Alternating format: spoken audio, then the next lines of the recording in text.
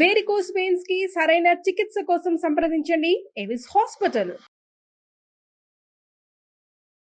నమస్తే రమ్మగారు. నమస్తే జయ. ఏదైనా మంచి దయ్యం కథ, సోమరి దయ్యం కథ చెప్తామని. దయ్యాల్లో కూడా సోమరితనం ఉందా రమ్మగారు? ఎందుకు ఉండదు?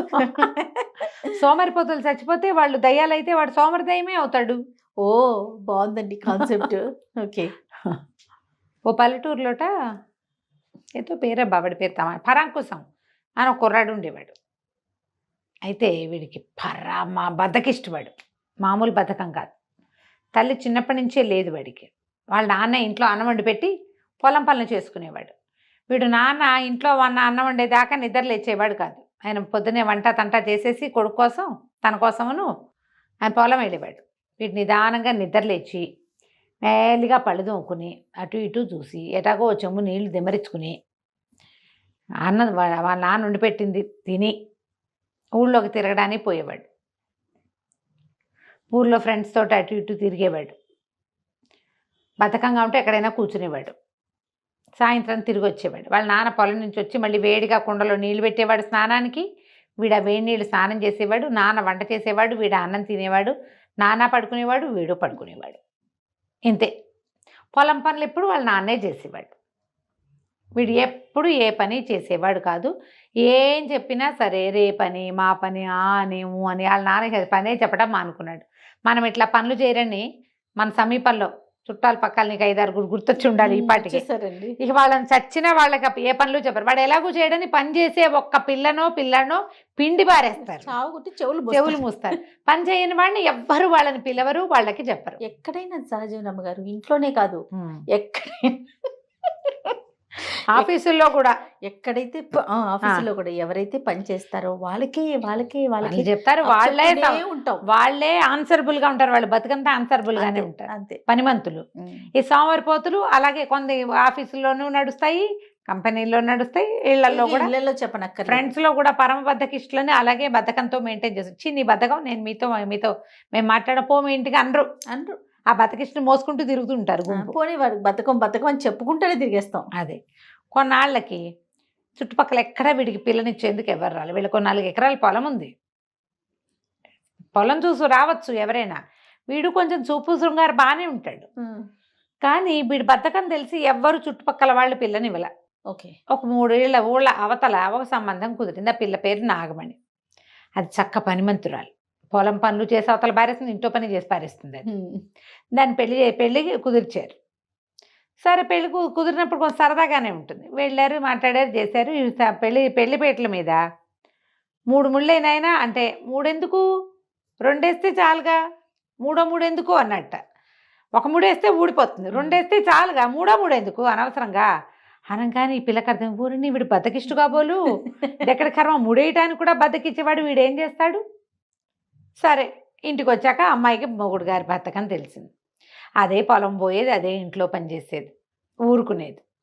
ఒకనాడు ఎప్పుడో ఏమందిట, అటా కూర్చుని ఉంటావు, పడుకుని ఉంటావు, కదలకుండా కాస్త అలా వెళ్ళి మీ నాన్నకి పొలం పని సాయం చేయకూడదు అంతే అనేసరికల్లా అతను అన్నాడు పరాంకుశం, ఏమిటి పొలం వెళ్ళి పని చేసేది, ఇప్పుడు మా నాన్నకి పొలంలో సాయం చేయమంటావు, రేపొద్దు నీకు వంటలో సాయం చేయమంటావు.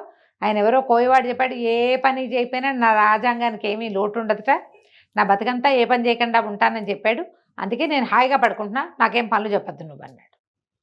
ఏం చేస్తుంది, వాళ్ళ నాన్నే వదిలేశాడు. వీడి చేసిన వాడు వీడితోటి మనకేంటని ఆ పిల్ల అన్ని పనులు చేసుకునేది. కాలక్రమాన పిల్లకు కొడుకు పుట్టాడు. పిల్లాడు పుట్టిన 5-6 నెలలకి మామగారు హరిమన్నాడు. పరాంకుశం వాళ్ళ నాన్న పోయాడు. ఈ 6 నెలల చంటి బిడ్డతోటి అమ్మాయి పిల్లాడిని భర్తకు అప్పచెప్పి పొలం వెళ్ళి వచ్చేది. కాస్త పిల్లాడి 10 నెలలు వచ్చాక ఒకనాడు ఈ అమ్మాయి పొలం వెళ్ళి తిరిగి వచ్చాక ఇంకా వాకిట్లోకి వస్తుంది. ఇతను ఒక మంచం మీద ఇటా కాళ్ళు చాపుకుని పడుకుని ఉన్నాడు. ఈ 10వ నెల వచ్చిన చంటివాడు పాక్కుంటూ వెనకాల ఒక దిగుడు బాగుంది వాళ్ళకి, బావు వైపుకి వెళ్ళిపోతున్నాడు. ఈ పిల్ల అయ్యో నీ కేకలు పెట్టి పరిగెత్తుకుంటూ వచ్చే పిల్లాడిని ఎత్తుకుని చంటివాడిని ఎత్తుకుని తిట్టింది. మొహం మండ అట్లా చూస్తూ ఉన్నావు, కాస్తుంటే పిల్లాడు అందులో పడిపోను అనేసరికల్లా, ఏం పడిపోడులే, నువ్వు వస్తున్నావుగా, నిన్ను రాజూసుకుని నేను ఊరుకున్నా, ఎటాగు నువ్వు వస్తావులే అని. ఒక్క క్షణం నా కాలు లేట్ అయినా, పిల్లాడు ఒక్క చురుకు పాలు ఎక్కువైనా ఏమయ్యేది, భరించలేకపోయింది.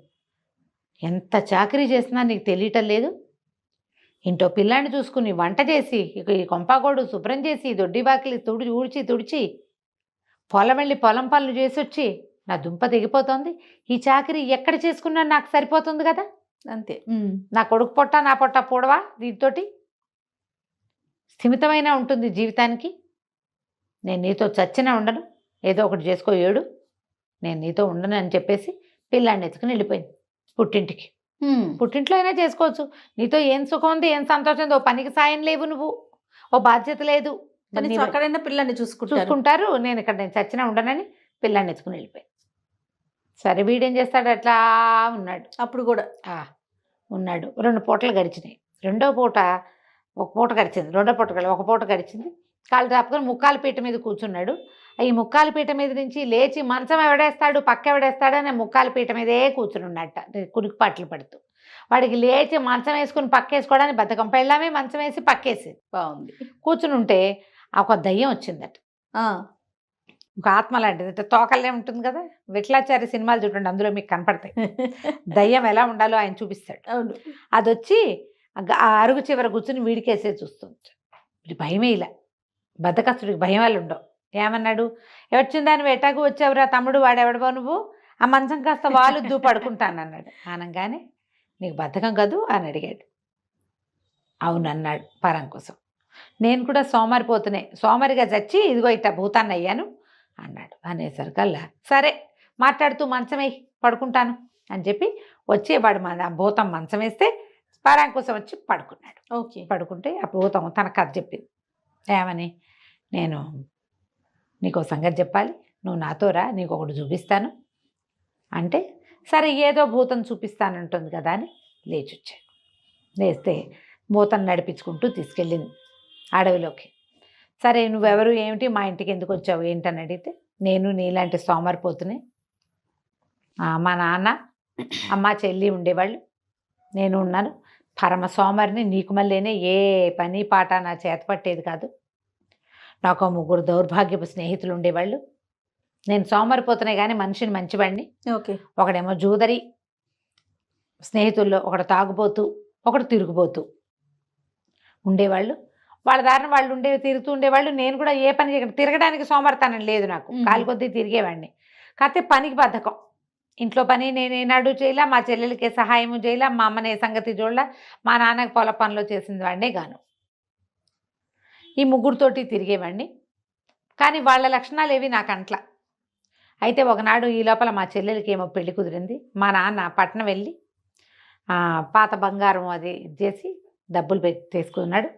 ఆ డబ్బు పుచ్చుకు వస్తుంటే ఎవరో ఆయన్ని వెంబడిస్తున్నారని తెలిసింది. 3 మనుషులు ఈ డబ్బులు తన దగ్గర ఉన్నాయని తెలుసుకునే వాళ్ళు వెంబడిస్తున్నారని మనం ఈ మధ్య చూస్తాం. ఏటీఎంలో క్యాష్ విత్డ్రా చేస్తుంటే దొంగతనాలు మనం కనిపెడతారనమాట అవతల వాళ్ళు.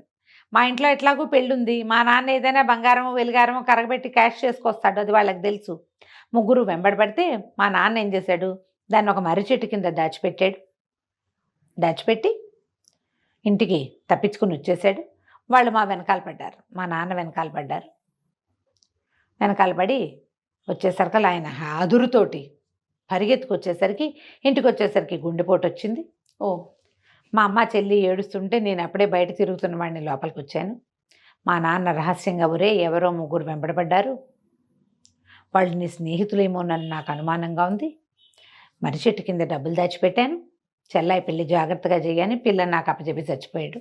అంత్యక్రియలు అన్నీ జరిపాం. సరే ఒకనాడు నేను మా డబ్బులు తీసుకురావాలిగా, మరి చెల్లెలు పెళ్లి చేయదు, డబ్బులు తీసుకురావడానికి నేను మర్రి చెట్టు దగ్గరికి వెళ్ళేసరికి నా 3 స్నేహితులు నా వెంట పడ్డారు. అయితే నేను మర్రి చెట్టు దగ్గరికే వెళ్తే వీళ్ళకి తెలిసిపోతుంది నాన్న డబ్బులు ఎక్కడ పెట్టాడు. అందుకని జాగ్రత్తగా నేను ఇంకో చెట్టు దగ్గర తవ్వటం మొదలుపెట్టాను. వీళ్ళు 3 నా వెనకాల ఉన్నారుగా, వాళ్ళు పట్టేశారు నన్ను పట్టుకుని వాళ్ళు తవ్వటం మొదలుపెట్టారు. ఎంత తవ్వినా వాళ్ళకి డబ్బులు దొరకలా, ఎందుకంటే అక్కడ లేవు. పాత పెట్టింది ఎక్కడ, మర్రి చెట్టు కింద. నేను వాళ్ళని మిస్లీడ్ చేయడానికి ఇంకో చెట్టు కింద తవ్వటం మొదలెట్టు. కోపంతో వాళ్ళు నన్ను చితకొట్టారు. ఆ దెబ్బలకి నేను కాస్త చచ్చిపోయాను. మా నాన్న పోవటం, నెల తిరిగేసరికి నేను ఇట్లా దుర్మరణం పాలవటం, డబ్బు గిబ్బు ఏమీ లేదు, డబ్బు ఏమో మర్రి చెట్టు కింద ఉంది. మా అమ్మ చెల్లి బెంగతోటి మెల్లిగా క్రమంగా కాలక్రమాన మరణించారు.